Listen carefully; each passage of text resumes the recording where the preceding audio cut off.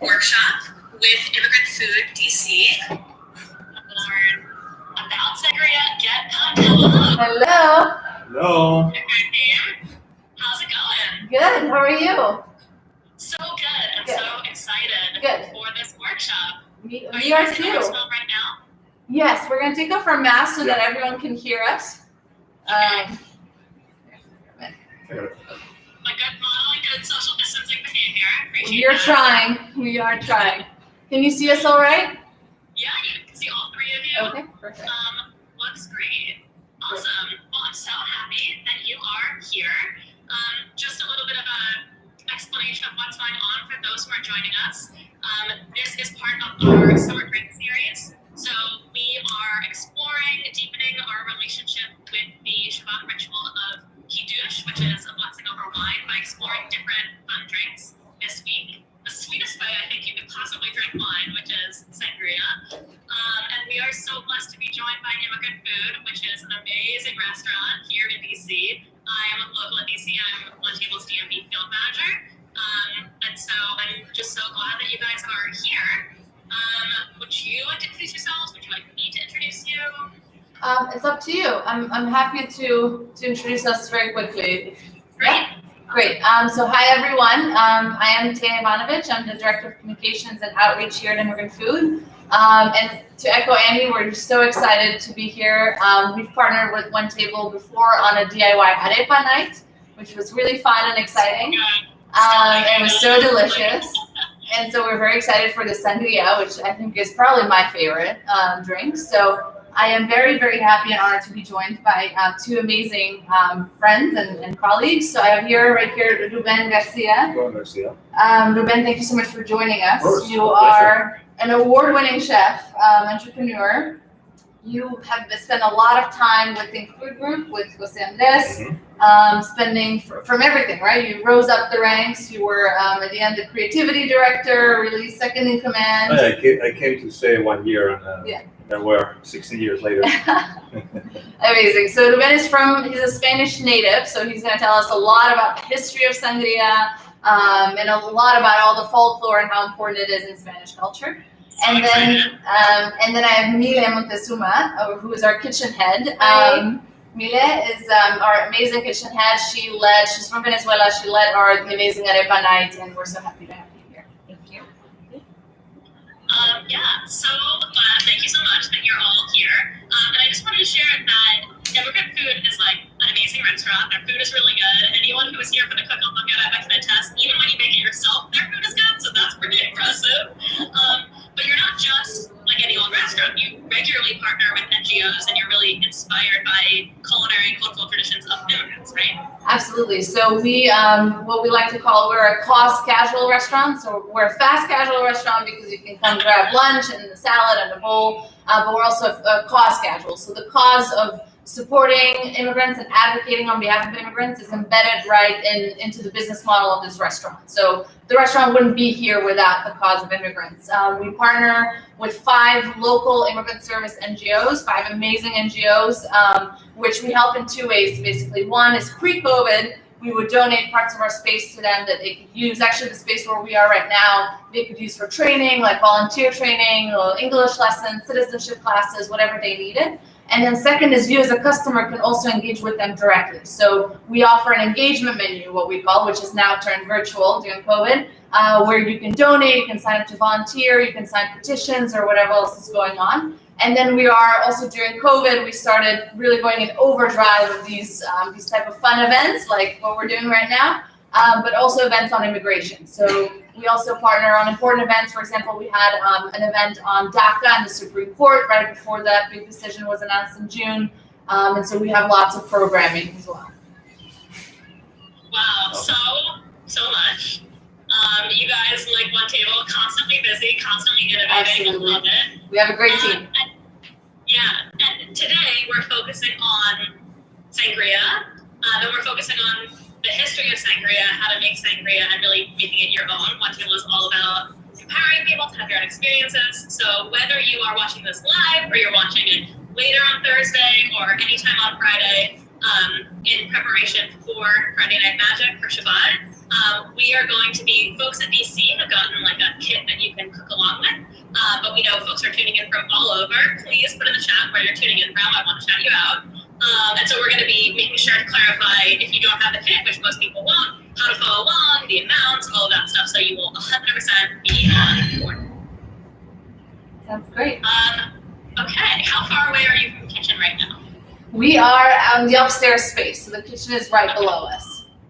They're cooking so in there. How are we transitioning to actually making stuff? So we have everything we need right here in front of us. We came prepared. Amazing. Right. And so Mila is definitely ready. So we're making 2 sangrias. So we'll start with the red sangria. But before that, I think we have to make the syrup. Is that right, Mila? Yeah, because the syrup takes time. So before that, we have to make the syrup. So we have our pot here. Really? Induction. So you should have gotten Yes, your... you got the sugar like this for your syrup. So, That's about, it's about a cup and a half of sugar. yeah, and the spices. That is cinnamon, star anise, allspice, fennel seeds. So put it all there. For folks who, like, I know I don't necessarily have star anise like in my kitchen all the time, or they're like good substitutes, or like other. I think most people probably have cinnamon, so that's definitely easy. But there are other options. You can use other kind of. Yeah, whatever Spices, spices that you want. And the water, there are three quarter of cups of water. So I'm putting the water and just mix. And what's the heat, Mila? How Yeah, much? like low temperature, because we just want to this all integrate with the flavors and all that. Okay, great. I'm gonna go ahead and do that too. Great. And I'm actually going to zoom in so you all can see exactly what Mila is doing. So this is what it should look like. Just leave it there. It's going to boil for a few minutes, and then it's going to be ready. Good. We're pouring in, we got the water, we're pouring in the sugar and the spices all at once. Yeah, all at once.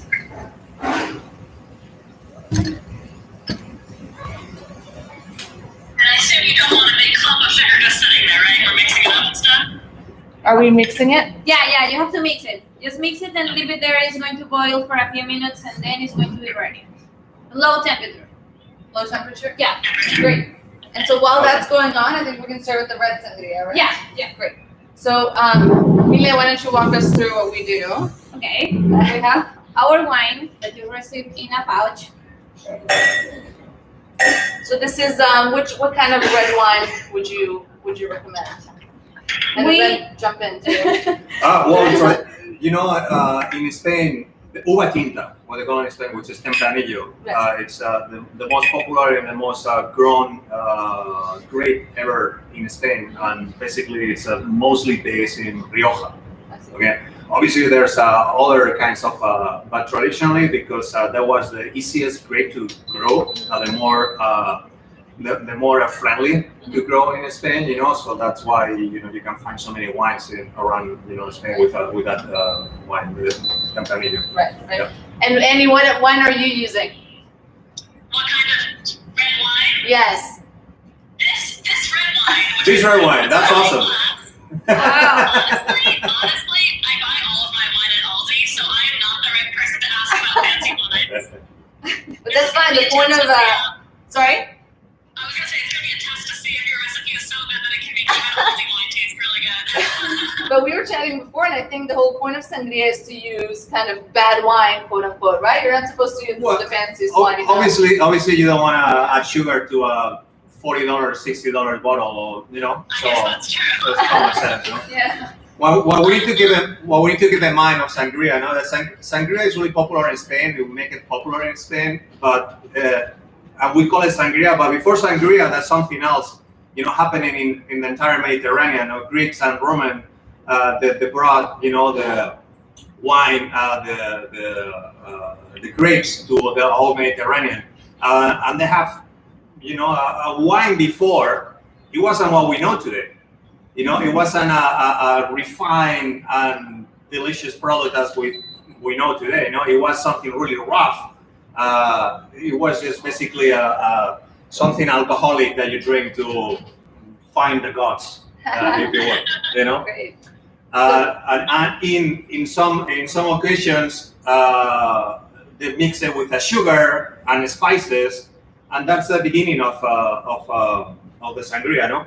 And that that knowledge travel all the way Mediterranean and Portugal and Spain. They're the well knowns of sangria right now in the world. Great. So we're starting with our red wine. Yeah, we have Alright. our red wine here. Before we Sure, jump if you into want. before we jump into the red wine, there were a couple questions in the chat just about amounts and things like that. So how much sugar and how much water with the spices? So for the red sangria, how much wine is in here? How much 16 ounces. 16 ounces. Okay. And for the simple syrup, how much sugar? How much Like, is sugar? it 1.5 cup. sugar? 1.5 cup of sugar. Yeah. And how much water? 3/4 of a cup of water. 3/4 of a cup. Okay, awesome. Just catch it on with Yeah, so yeah. I'll take it later. Yeah, you can see I'm a little far, so you can read our questions out loud. Yeah. Great. Okay, so yes, we need our beer. So we're using this Venezuelan beer, of course. Of course. Best beer Beer. ever. Yeah, I never, I you're never, not agreeing? I never saw beer in but hey, feel free. So it's not traditional juice beer, right? Yeah. I'm sure it's gonna be delicious. But this is immigrant food. It's a fusion. It's a fusion. Delicious, so, absolutely. So we're putting a cup of beer. 1 cup of beer. So it's any lager, right? What Yeah, kind of any beer? lager. Any lager of beer. So really anything. So like Gansett, we're talking like PBR, like Just a light, beer. yeah, just a light beer is totally fine. So Oh, yeah, it's verified right here. Yeah, They that's so we see it. can see it. Yeah. I So we're just already- gonna pour it in a see-through cup. That's very clever. I only have this one pitcher, so this is what I'm using. Well, we're lucky. We have a whole kitchen, Annie. We have a whole professional kitchen here. So yeah, we have it here. And then we are adding 4 ounces of agave or honey, whatever you have in home. 4 ounces. Okay. Because some people like more honey. So we're very agaves. How much is 4 ounces if you don't have a scale? If you're using measuring cups or I think like half cup. Half cup. half a cup? Okay. What would be the difference between using agave and honey? Just flavor, but it's Just the depending on what flavor, do you yeah. like, yeah. Okay. But you mentioned using sugar. Is this more the Yeah, the healthier? No, I mean traditionally we just sugar, sugar and cinnamon. That's the most common spices, the most common spice to use and citrus, because south of Spain is rich of citrus. So what we need to understand about sangria is that it all depends of what area of Spain or what area of the Mediterranean you're gonna be using the spices and the fruits that you have, with you. Available, So yeah. Sure, for sure. if you do sangria in Mexico or Latin America, you put agave. It makes sense. Yeah. We're doing a mix. I'm just thinking, my personal challah recipe, when I make challah, I use honey. So I'm going to put honey in the sangria to go with the challah. But now I wonder if I should be making my challah with agave. I wonder how that would be. Let us know how that goes. You try it. Great. And so This is the orange juice. You have to receive this in your kit. So this is 5 ounces of orange juice. just orange juice Yeah, without the pulp. without no pulp. No pulp. Okay. No pulp orange juice. No pulp. I mean, I'm sure you can do it also with pulp. Yeah, Yeah, if yeah, you it's like it, depending on yeah. the one that you like. Right. You'll get a pulpy sangria, I suppose. That would be interesting. And this is the wine in here too? I missed that. Yeah, so we started with the wine. So we started with the wine, added the beer, and then added the agave, honey, whatever, and then the citrus mix, the orange juice. Okay. And so we just Yeah, just mix stir it. Yeah, Easy. and that's it. And that's it. Yeah, but we need to mix the fruits. Of course, that's a very important part. The very important part. So let's wait for Annie. Yeah, because Annie, she's mixing. You're mixing. Okay. And what fruits are going in this? No, we are doing the fruits. Yeah. And So on what the kind side. of fruits do we have? So we have pineapple, we have mango, and we have apples.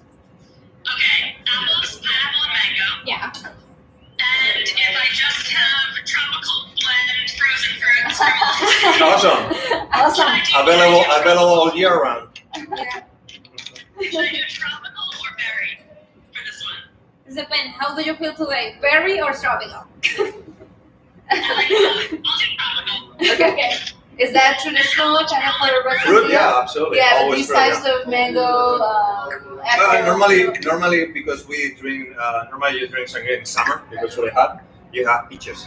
Yeah. And you know with Yeah, peaches, peaches. and then the peaches that take all the flavor. I mean, I fight to drink the beer, the sangria, just to eat the peaches Right. because that's. And it's the filled best with part. alcohol too. That's It's right. delicious. That's right. If you don't have the pre-measured fruit, how much fruit should you put in? Like a cup, half a cup? Like for us, we are putting less than 1/4 of cup because it's 2 ounces of each. Because for each glass, we are putting just like 1 ounce of fruit of the mix. So maybe like a quarter of a cup, not very much. Yeah, it's not a lot. Should we put the ice first or the fruit first? Or are we gonna put the fruit in there? You want me to put the Yeah, fruit let's here? put the fruit in there. Yeah. Okay. Better. Because when we serve it here, Don't change the recipe. I know. She's like- I'm not a recipe follower. She's like- I am. Me neither. I'm really not. Me neither. I But write I'm not recipes, quite I as don't good follow as them. you. You know? And I yell my crews and you should follow the recipe. I don't do. I don't. See, I don't do that last part. This is hilarious. When I'm at home alone, I don't yell to my crew. You can yell yourself. Yes, I do that. Why did I fill the recipe? Okay. So let's add the fruit here. Yeah. So we're putting the pineapple. Okay. I'm very excited. Apple. I saw someone in the comments say berry or red, but I'm not following those rules. I'm doing my own rules. Yeah, absolutely. What kind of fruit do you have in your tropical mix, Annie? It's pineapple, mango, strawberry, and papaya. Oh, Perfect. that's big. Yeah. That's very exciting. So yeah. That's it. Yeah. All right. Okay. That's great. So we should put some ice in our cups, right? Because we're gonna Yeah. try this. Yeah. I'll pour myself. I'm saving mine for. I mean, July. your favorite part. My favorite part is the actual trying. So ice, is this old, like very traditional in Spain, or is this like an Americanization of Ice? Yeah. No, yeah, ice always. Of course. You know, you want to have your sangria really cold. Right. Just one of the things when I came to America was that Americans put ice in everything, and that was sort of a shock to me. I don't. Something you need to keep in mind is like, so if you drink sangria right now like that, it's gonna be too sweet, really sweet. And the fact that you want it really sweet is because then when it gets diluted with the sugar, there's gonna be a balance. It doesn't feel like watered down. So the sugar always gonna give you that mouth coating and not feel like, oh, this is watered down. There's some flavor on it. Oh, that's interesting. It's very interesting. That's a really good trick for That's a cocktails. good trick, yeah. I know you said that this can sit for a while. What will change in it if you let it sit like overnight or for a day or two? Do you let Let it it sit? I sit, think that let was it mostly sit. for the white sangria, no? Or also for the red? The what? Do you let it sit for overnight? I mean, it's depending on what you like. Now it's going to be more sweeter. I mean, you need to keep in mind that it's wine, and wine at the time you open the bottle, you take it, it's gonna start oxidizing. So it's better if you drink it the day because you're gonna have all the flavors from the wine really fresh without oxidation. Yeah. And the fruit can oxidize as well. Right. Right. Okay. So in us, we personally like to add a little bit of Sparkling water, yeah. carbonated water. So Is that Italian water? it's an image of Oh my food. goodness! What's going on with my sangria? What do you do? We're integrating all the cultures. Just a little splash, Just a right? little splash, yeah. Yeah, carbonation is always good. I put Sprite on it. So You put that on it? Yeah. Oh, Yeah. that's non-traditional. Yeah. That's a lot of sugar too. How much of the simple syrup went in here? So no simple syrup here, right? No. This is the red, and then we'll Yeah. move to the white. Yeah, because we already put agave or honey or whatever you want. Yeah. How is the simple syrup looking for you, Annie? Are you stirring? How's it looking? I am stirring. It's mostly clear. There's a little bit of sugar on the bottom. Okay. Still. Let me show everyone just so you know what it should look like at this point. Let's see. If you're looking for the recipe, all the ingredients are online on the Facebook event on the One Table website. Wow, that looks better than mine, but I'm sure you will turn out fine too. Yeah, I'm sure it A little side note here. You don't want to cook the syrup too long because not you're gonna concentrate. You're gonna end having like something like really rubbery, Yeah, Basic. And if you keep going, you're gonna do caramel. So it's up to you. Be creative. Yeah. Now that we have the red one, Let's do it. we can strain this one. We can strain it. Well, do Yeah. you want to Wait, cheers I'm gonna first? drink my I really sangria want to first, try okay? Oh, this. first the work, huh? Cheers. Cheers. Cheers. Cheers. You need to look at the eyes. Annie? Okay. Oh, It's there the we go. eyes for good luck. Cheers. Everyone Yeah. looking at the eyes for good Yeah, luck. yeah. Okay. So Cheers. Mm, Oh, it's really good. that's good. That is really good. Yeah. Is everyone following, trying the wine too? If you're just joining us, I've seen a lot of people join us in the last couple minutes. Yeah. We are doing a DIY sangria workshop with One Table, of course, and with Immigrant Food, which is an amazing restaurant in DC. So we are just about finished up with the red sangria. So if you missed that, watch it later. We'll be on IGTV. And we're going to hear a little bit more about sangria and then move to white. So what do you think about the beer? Do you approve it? Check. Okay. Thumbs up. All right. It's Great. really good. Great. So I wanted to ask you a little bit. Also, I mean, you talked a bit about the history of sangria. So this clearly didn't start in Spain, but Spain popularized sangria. Yeah. If we talk about sangria, we need to understand that sangria is wine.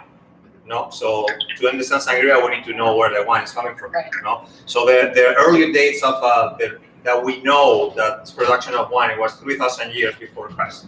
Okay, and that was in Georgia, not Georgia, U.S. Right. Yeah. So and then so it went. Then Greeks, Romans, and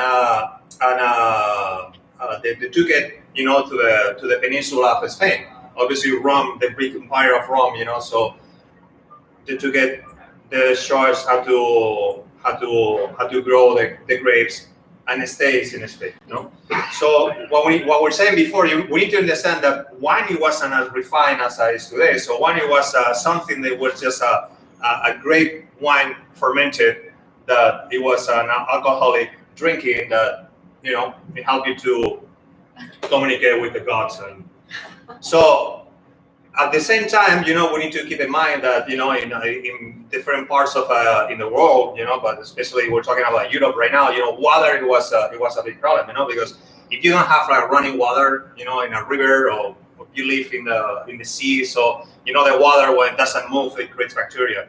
So people were drinking wine, Instead of water. or mixing the wine with the water, Right. because the alcohol was killing the bacteria.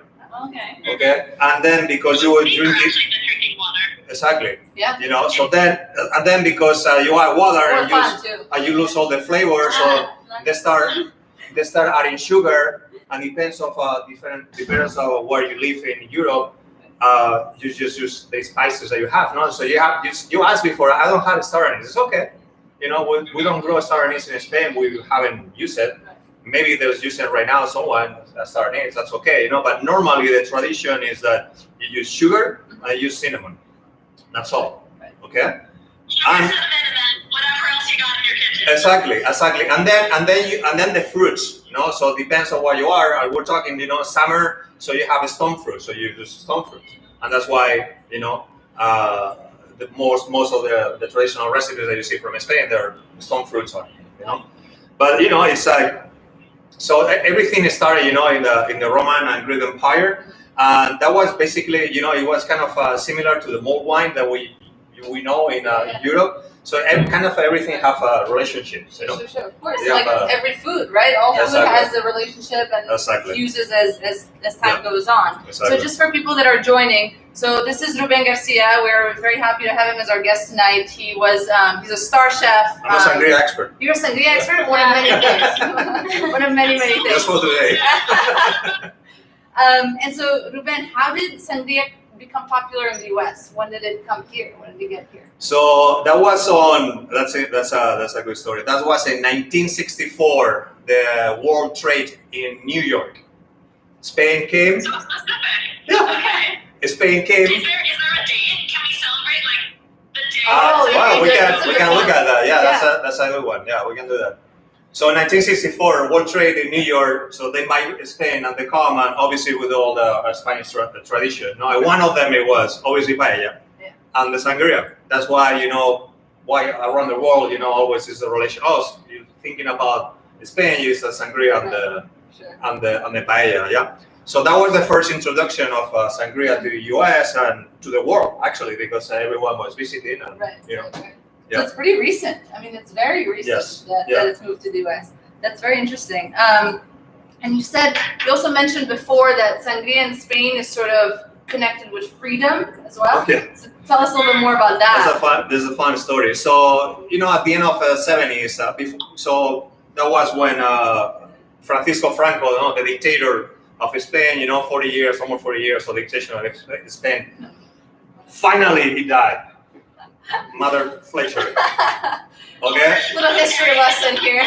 So he died. And what happened? So Spain, there's an evolution in Spain towards to a change of government, the democracy. Okay, so the country all of a sudden opened their doors to the tourism, and the first tourism that we're getting into Spain, there are two operators that they're operating with Norway. Okay, so Norway, they came crazy looking for the Mediterranean sun, and they get to Spain, and that was the first time Spaniards they saw someone in the beach wearing a bikini. Okay, so you can imagine. Okay, you can imagine. So the old,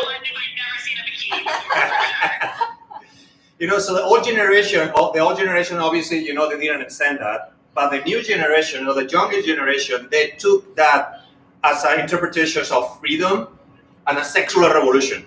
Okay, that we call it in Spain el destape. Destape means that when you open something, it goes.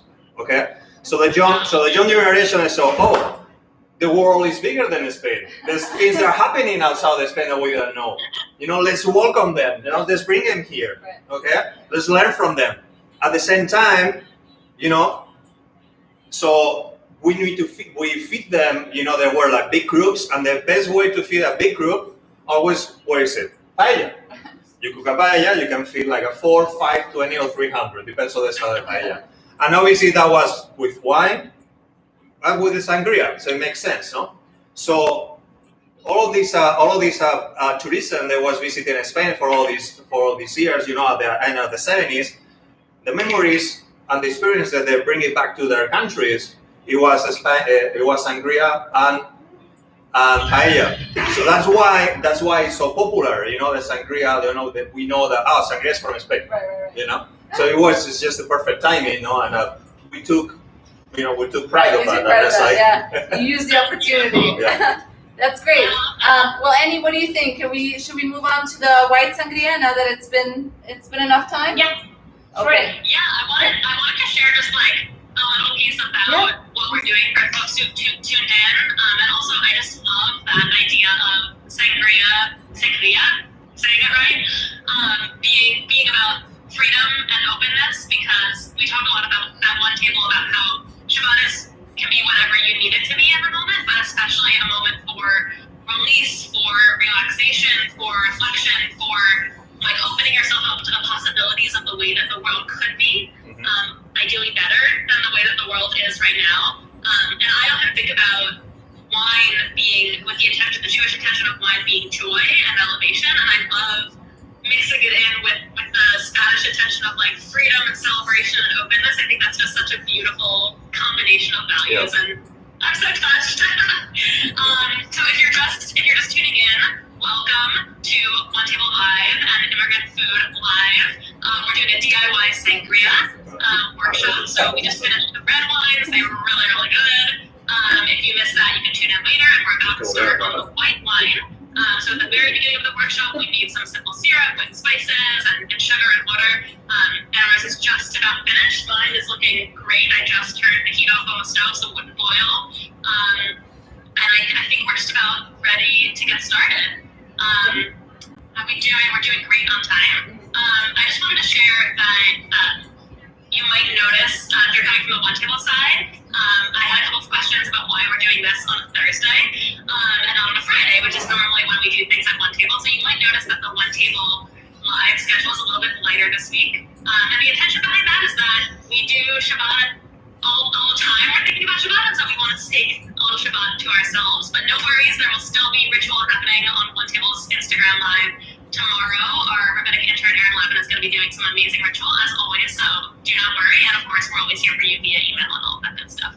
I think we're ready for Great. white wine. Great, and then the video will be available if you want to make it tomorrow for Shabbat. Oh yes, So, absolutely. great, so I'll zoom in one more time so that Mila can explain where we Yeah. should be at this point. It'll be like this. So it's still pretty liquid, but a lot yeah. less. A lot It less. has to be right? liquid. It's, yeah. Yeah. Okay. Yeah, mine is like liquid but thicker. But thick, right? Yeah, for sure.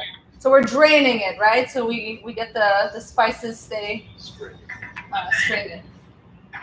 So for the strainer, we want something thick. I have two strainers. Thick. Okay, ours is It's a mini strainer, but yeah, for it's water. pretty thin. It's so cute. Yeah. Full disclosure, Annie, we just found it right before this event. I had Yeah, because to in run. this kitchen we have just super big utensils. Yeah, we don't use mini utensils. So we don't ultimately want these spices in the sangria itself, right? So that's No. why we're straining it out. No. We just want the liquid, the syrup. Just the syrup. The spices in the simple syrup, someone missed that part. Can you say again what's in the simple syrup? Yeah, the ones that we are using, you can use whatever you want. We are using cinnamon, allspice, fennel seeds, and star anise. Awesome. And so do we Ben, learned like, earlier. sorry, no, I just was gonna say in history, I doubt that people had like strainers and all of that, right? So they put in also the spices. They use socks. Take socks and Really? no. I don't know how they strain it. I don't know. Okay. But so they had the spices in there. I'm sure Yeah, it's not a big probably. deal. So Probably. if you don't have a strainer, If you find a spice, just put it in the side. yeah. All right, sounds good. Oh So, yeah, that looks great. yeah, you want to show them? Yeah. Let's show them a little bit. Okay, no, it's If No. you can see it. Yeah, I don't know if you With can see a it. No. maybe like that. You can see like Okay. I might maybe need too much. Mine is like 2 cups of simple syrup. I think that's Yeah, I think it's a little bit too much. For tomorrow, save it. yeah. It's I'll perfect. find something to use it for. So we have the wine. Here are 32 ounces. 32. Sorry, 26 ounces. 26 ounces. Yeah, because we are 26 putting. ounces, so that's almost twice as much as there was of the red. Yes, because here we are just adding this. We're not adding the beer and the citrus, the oranges. So yeah, we are just adding 3/4 of a cup of syrup. And so what kind of white wine should we be using here?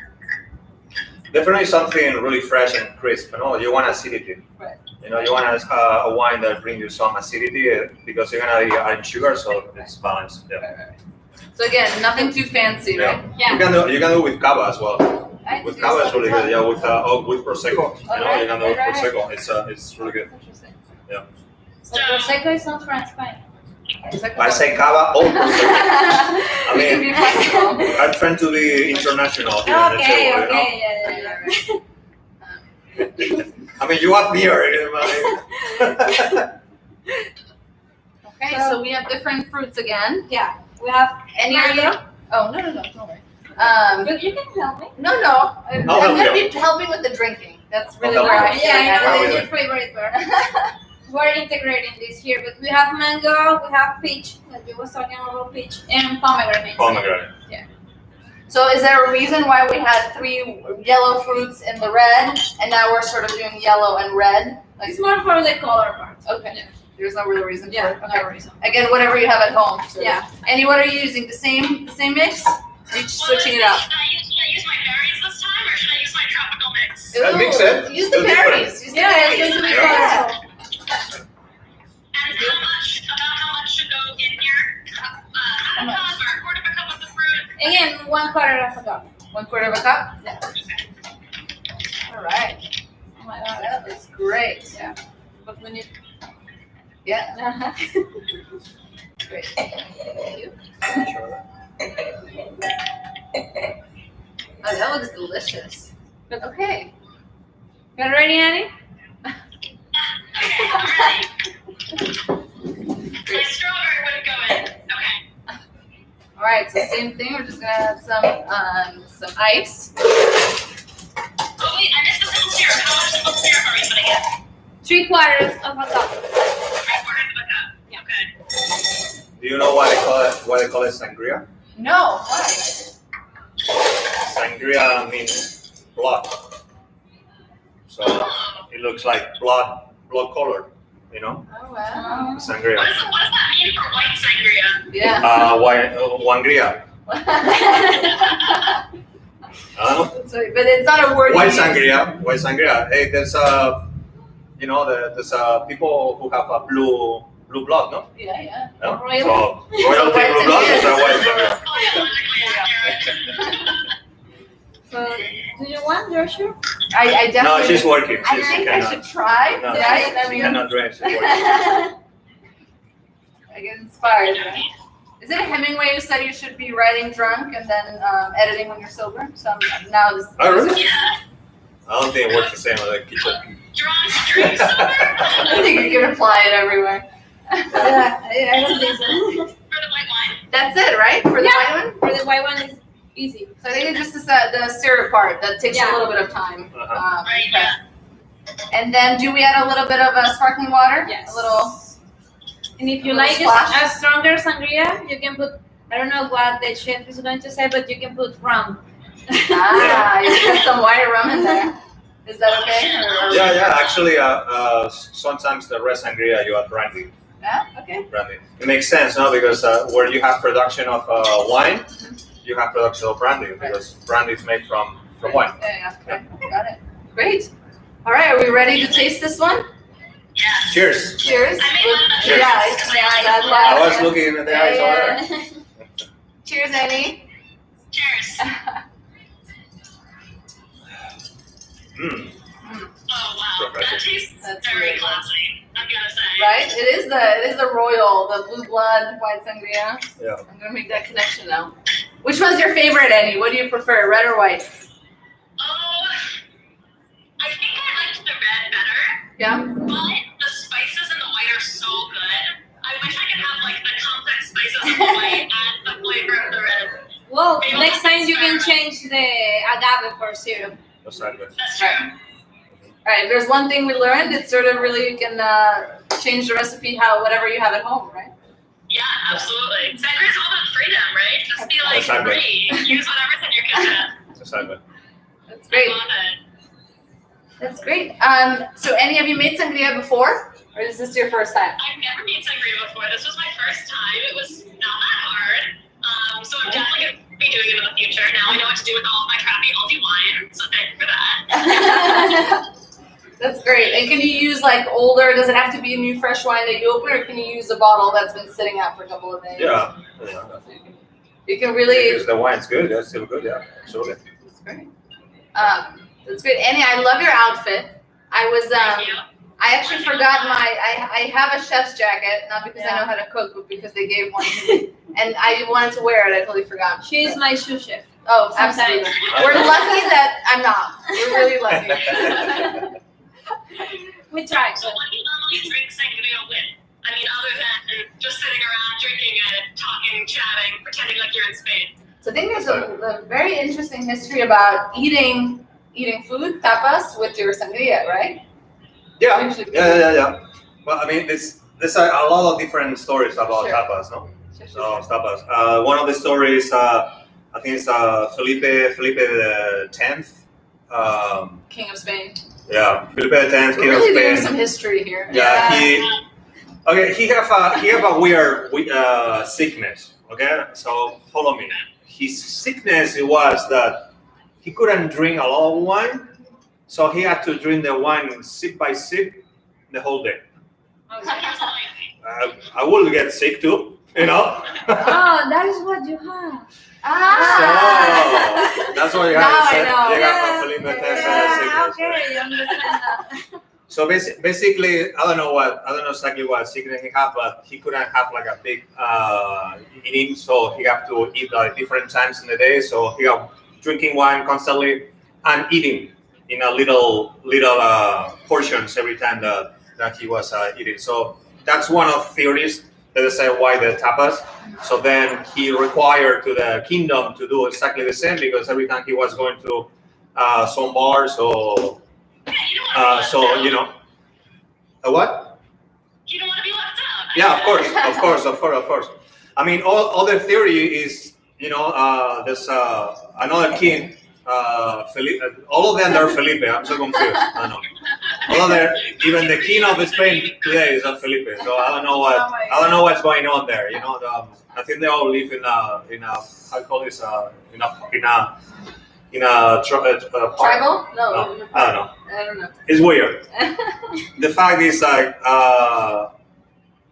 people was getting like super drunk, obviously, Yeah. and then there was The soldiers. Was that the story? That's the story. yeah, every time they go to the bodega or to a bar to drink, so everyone getting so freaking destroyed drinking. Because So then they have to go back to bottle, or they have to go back to work, and it was a lot of accidents. So the king says, okay, that's it. So by rule, every time that you go to a bar to drink, you have to eat something before you drink. Yeah, and then that's all one theory. And then another theory, which there's so many, is that another king went to Cadiz, and it was it was a venta. So venta is a place where you stay to eat and sleep. So it was really windy. It was on the beach, and then it was a lot of sand on the air. Yeah. And then so the bartender decided to cover the glass, and then the way to cover the glass, it was with a piece of ham. Okay, and tapa, the translation of tapa means lid. Okay, when you cover something, the lid of the pot. That's a tapa. So he said, okay, let me bring you a tapa, let me bring you a lid, so we protect your drink. So then he likes the idea, and then he comments that then he created another rule. Say, okay, so right now I want to eat like this. Okay, different stories. I mean, this last one, I don't know. It's kind of weird, because why you wanna eat a piece of ham with sand from the beach on top? Yeah. So it's kind of it doesn't make sense. But I like the one with the soldiers. I feel like that makes sense. But there's in other cultures where for example, dim sum. The dim sum that we know today is not what dim sum was. Dim sum, it was a place where you go drink tea and have talks with people. But because you take so many hours sitting there and talking, you're hungry. So then they start creating these little bites that go with your tea. What we know about dim sum today is completely the opposite. It's a place where you go to eat the little bites, and the tea it kind of disappear. Right. So it makes sense that the people were drinking a lot. And then they find out, okay, if I give you a little bite, so I give you food, your drunkenness is going to balance and a you're little going to bit. keep drinking, right? So And for a then you're going restaurant, to keep that's very drinking, good. exactly. Yeah. It's just like it's so much classier. The tapas are so much classier than like bar nuts in America. Right. Like just peanuts or anything salty to keep you drinking. I love it. Yeah. Maybe I'll put on top of my sangria tomorrow. Oh yeah, there you go. You can do that. That's a great Exactly, idea. Yeah, we have a similar thing. So my family's from the former Yugoslavia, so Serbia and Montenegro, and so we actually have a similar thing. But instead of wine, which is much classier, we drink rakia, which is a super, super strong alcohol. And so with that, you definitely don't want to have that alone. So you have a whole sort of platter of lots of different food. Yeah. So you eat it with your hands. And it's definitely, alcohol brings us all together, right? Yeah, so it's all, exactly, alcohol being all together. United at the table, which is what our motto is here at Immigrant Food. Yeah. United at the table. Maybe we can unite it at the one table. Oh, I like that. Yeah, Well, tonight we are. We are united at the one table. I love it. I think our politicians, they should drink more sangria and get everyone together. Yeah, see? Yeah, we're Yeah. we're neighbors with the White House, so maybe we can walk over. We'll take the Get picture some with us. yeah, 2 pictures. Yeah. That's great. We had a throwback question. Someone asked how much orange juice goes into the sangria. 5 ounces. 5 ounces, which is 3/4 of a cup. 3/4 of a cup. Okay, thank you. Great. You're welcome. Great. Okie Great. Where are dokie, we should in we time? close out? Yeah, Okay. let's do it. So I just wanted to say, first of all, thank you so much. This is so Pleasure. fun and interesting. I learned so much. I talked before about how it's so important to like be creative with your experience with ritual and to try new things and experiment. But it's also really important to learn the history of where things come from, because I feel like you gain so much more appreciation when you know where something is coming from, you know the history, or you know fun facts about it, even if the fun facts are, theories we're not 100% sure about them. It really deepens to me the experience of drinking something. And I'm just so excited that the sangria is going to be sitting in my fridge all tonight and all tomorrow. And every time I open up my fridge, I'm going to be thinking ahead to. It is great for breakfast. I'm just saying. It is good for breakfast. Yeah. We all have a Felipe's disease, right? We start at breakfast and keep going. That's great. Well, Annie, thank you so much. This was so much fun, and I love doing it with you too. That was a lot of fun. Yeah, absolutely. I wanted to, if we're okay on time, if we are, would love to close with an intention. One Table's Resident Rabbi, Jess Minute, has wrote this beautiful intention about elevating time and space with drink. So if you'll indulge me, I'll read it to you, and then maybe we can close out with a toast. Absolutely. Awesome. We should sit down. Sure. So she writes about how you can elevate space and elevate time simply by deciding that it is a time that you want to be special. And she says, pretty much all Jewish ceremonies and celebrations involve wine. Shabbat dinner is no exception. But ritual doesn't exist for the sake of itself. It exists to accomplish something, almost like an ancient form of technology. While it's tempting to imagine that our sages simply decided to sweeten celebratory practices from births to weddings with wines because, well, wine, they actually do it because the wine itself is like a switch. Flip it and we've set time apart. We've made it special, holy, other. It's not about the wine itself, although as we learned tonight, making the wine itself pretty great is pretty special. It's about what it has the power to do when we raise our glass with intention. That is the magic of kiddush from the Hebrew word for holy. Our ability to separate out time to say that this exact moment, which has never occurred before and never will again, is special. Cheers to that. So at my home on Friday night, we often preface the blessing over wine with drawing out blessings from our weeks. And so I would love to close here with a toast to something that you would like to toast to, whether that's something specific that happened this past week or something abstract that you're hoping for that you want to infuse into your sangria and infuse into your evening practice. Do you have any ideas? Do you want to go? Sure. I can start. I mean, I think I'm very grateful for this immigrant food family here that we have. It's been a really difficult time for us. I think for all restaurants. Since we had to, first close and, in early March and then sort of start back up again, especially here with our location being right downtown, it's just very difficult because no offices means no people. And I think it's just brought us closer together. And I think that's the case with Mila and I personally, but I think that's also the case with all of our team here. And I'm definitely very grateful for that. Cheers. Cheers to that. Cheers to Yeah, that. cheers to that. Now we do our One. Next one. Well, I mean, I have to say that I'm grateful to be healthy, and all my family and loved ones, they're healthy. We're living in really uncertain times in the world, and I have to say, that there's gonna be a lot of restaurants that are gonna disappear, unfortunately.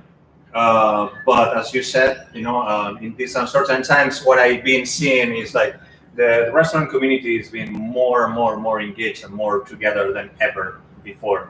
DC is a small town, so we feel it, it's not gonna be a happy ending, but I'm grateful that at the end, we will all be coming together as one force. So cheers. Absolutely. Cheers. Cheers to that. Hi. Different wine. Oh my god, yeah. Change the wine. So yes, I'm grateful because like Thea and Ruben say that now we are more closer and we can connect with our other Instagram family, even besides of this online, and we still can do things that we like help the NGOs that we have and all that. Cheers. Yeah, Well, cheers. now Cheers. that's it. Cheers. No, we switch. Yeah, keep Okay. switching. Oh my god. Cheers. Really, that's exactly very similar to what I was going to share too. I feel so moved by the power of technology. I feel like I talk a lot about Zoom fatigue and wanting to disconnect, but in moments like this, I'm so grateful. I have never been inside the Immigrant Foods restaurant, but I feel so connected to you all through technology, through email and Instagram, and all of the ways that we've communicated. And similarly, I started working at one table at the beginning of March. The vast majority of folks on my team, and even the vast majority of folks in our community here in DC, I've only met over the phone or over video chat. And I just feel so grateful to be a part of this community, to be a part of this community, to be a part of DC, and to be able to connect even without, so physically distant but socially connected via the internet. So I'm just very grateful for technology in this moment. Absolutely. So are we. Absolutely. Cheers to that. Cheers to Cheers. that. Yeah. And that's it. Thank you so much for being here. Thank you so much for everybody who is watching. Definitely, we're going to keep this on Instagram TV, so you can come back and watch it later today or tomorrow, or even over the weekend. Although I'll definitely encourage you to make something for Friday night and make that Friday night magic happen. Great. That's wonderful. If I can just do a quick promo. Next week we have a comedy night here at Immigrant Food. I think it'll be really fun. So Annie, you should definitely tune in.